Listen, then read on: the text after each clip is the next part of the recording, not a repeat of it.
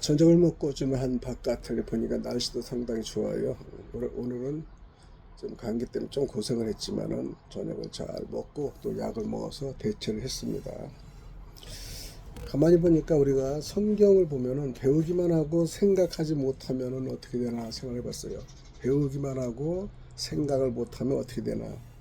그래서 우리가 배우기만 하고 생각하지 못하면은 이라는 말은 지식을 많이 들어도 스스로 깨닫고 분별하지 못하면 참된 지혜가 되지 못한다는 뜻이 아니겠습니까?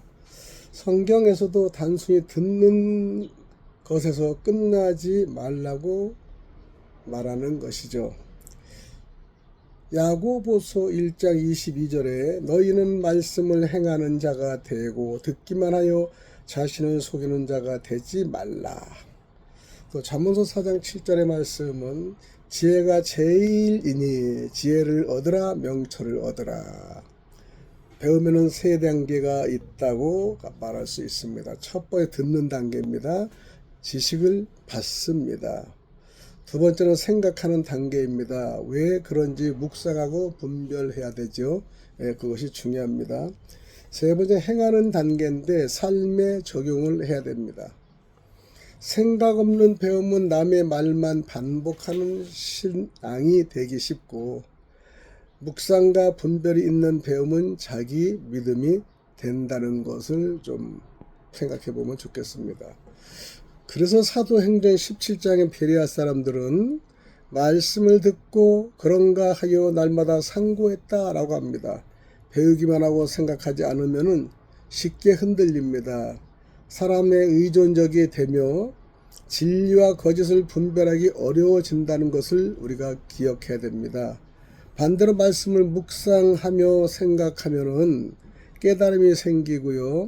믿음이 견고해지며 영적 분별력이 자랍니다. 맞죠? 시편 기자도 말합니다. 시편 1장 2절에 보면은 주의 율법을 주야로 묵상하는도다. 이것이 시편 1장 2절입니다. 배움은 시작이고 생각과 묵상은 깨달음의 문이다 라고 할 수 있습니다. 그럼 천국은 어떤 모습일까 또 생각 한번 해볼까요? 천국은 단순히 좋은 곳만이 아니라 하나님의 통치와 생명이 완전히 이루어진 나라이죠. 성경은 천국의 모습을 여러 비유로 환상으로 보여줘 줍니다. 첫째, 빛이 가득한 나라라고도 하죠. 요한계시록 21장 23절에 하나님의 영광이 비치고 어린 양이 그 등불이 되심이라. 천국에는 어둠보다 빛이 지배하고 죄와 거짓과 두려움이 사라진 상태를 뜻하기도 합니다. 두 번째, 눈물과 고통이 없는 곳인데요. 요한계시록 21장 4절에는 모든 눈물을 그 눈에서 씻기심에 다시 사망이 없고 애통하는 것이나 곡하는 것이나 아픈 것이 다시 있지 아니하리라. 기대할 만하죠. 모든 눈물을 그 눈에서 씻기심에 다시 사망이 없고 애통하는 것이나 곡하는 것이나 아픈 것이 다시 있지 아니하리라. 기대가 됩니다. 이 땅의 슬픔과 죽음이 끝나는 안식의 나라이죠. 세 번째는 거룩한 성 새 예루살렘.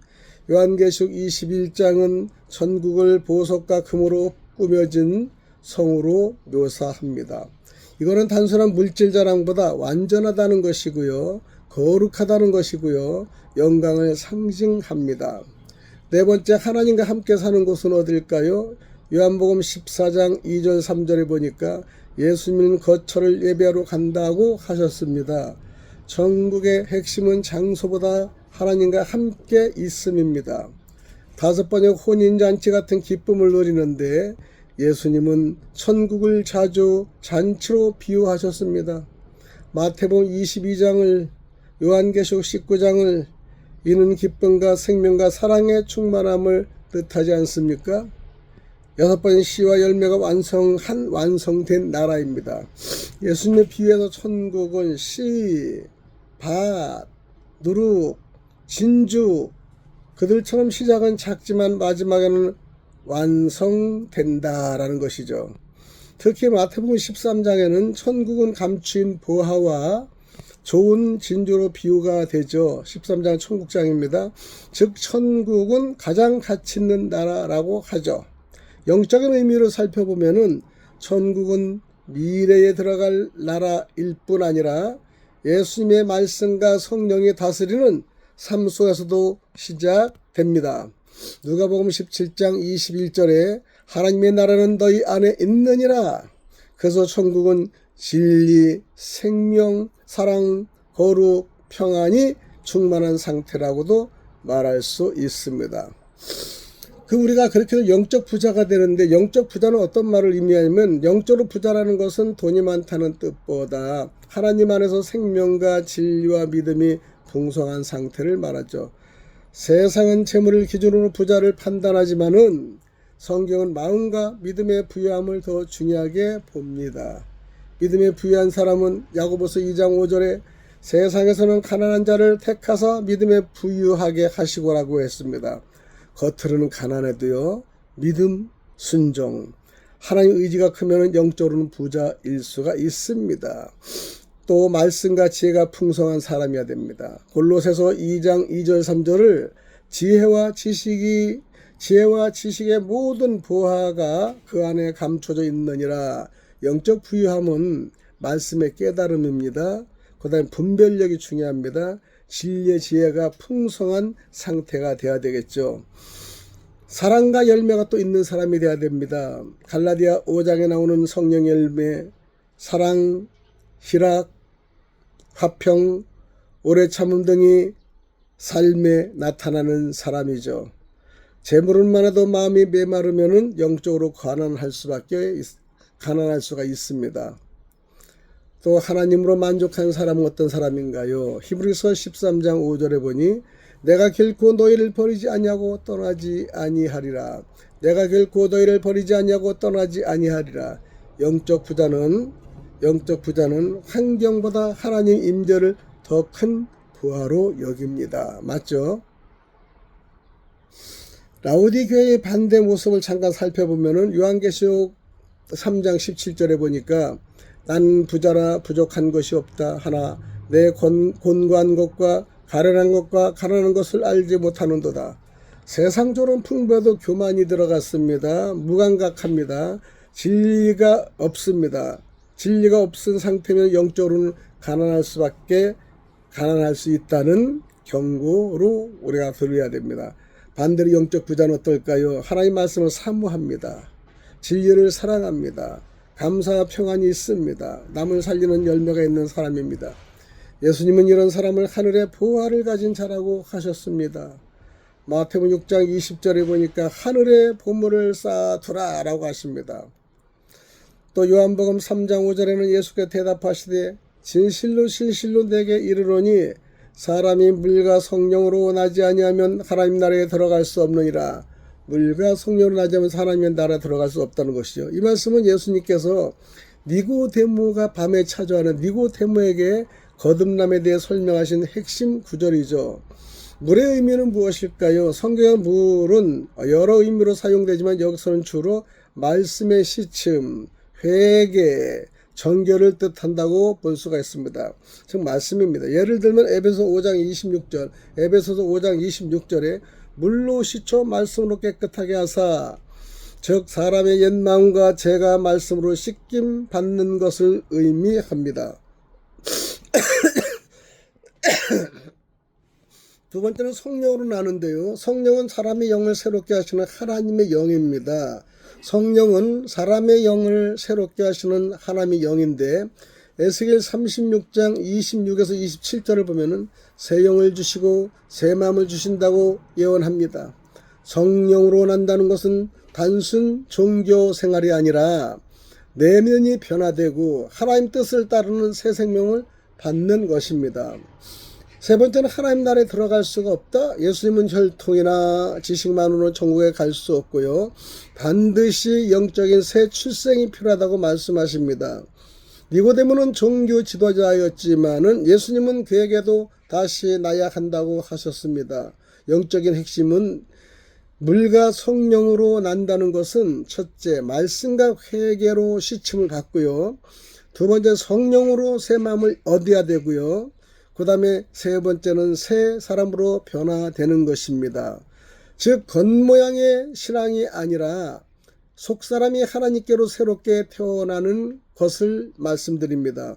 예수님 이어서 또 말씀하시는데 요한복음 3장 6절에 육으로 난 것은 육이요 영으로 난 것은 영이니 육적인 출생만으로는 부족하고 영적인 출생이 있어야 하나님 나라를 본다는 뜻이죠. 물과 성령은 무엇입니까? 요한복음 3장 5절에 물과 성령은 거듭남과 새 생명을 설명하는 말씀이죠. 사람이 물과 성령으로 나지 아니하면 하나님 나라에 들어갈 수 없느니라. 물의 의미는 성경에서 물은 여러 가지로 비유가 됩니다. 말씀 에베소 5장 26절 물로 씻어 말씀으로 깨끗하게 하사, 하나님의 말씀이 사람의 마음과 죄를 씻는다는 뜻이죠.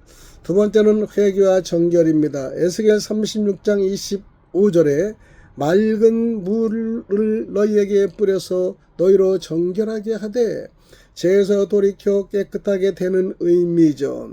세 번째는 생명의 물은 요한복음 4장인데요. 예수님은 자신이 주시는 물을 영원히 목마르지 않는 생수라고 하셨습니다. 즉 물은 진리의 말씀이죠. 회개의 말씀이죠. 정결입니다. 그리고 생명을 상징합니다. 그러면 두 번째 성령의 의미는 크게 성령은 하나님의 영으로서요. 죽은 영을 살리고 새 마음을 주며 하나님의 뜻을 깨닫게 하십니다. 에스겔 36장 26에서 27 새 영을 너희 속에 두고라고 합니다.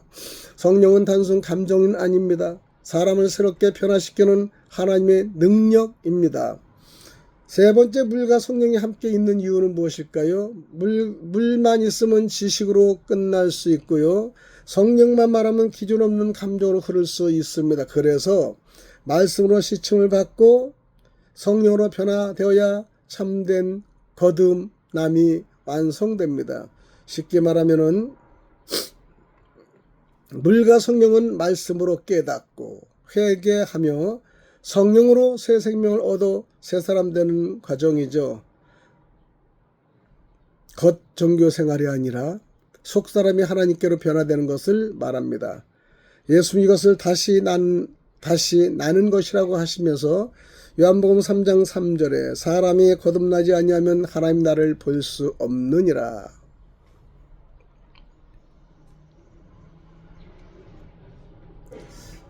말씀을 여기까지만 하겠습니다. 기도드립니다. 하나님 아버지, 오늘도 저녁을 먹고 또 말씀 묵상하고 성령과 물에 대해서 또 말씀을 할 수 있고 천국이 어떤 곳인가를 알 수 있도록 또 설명을 할 수 있도록 도와주시는 감사합니다.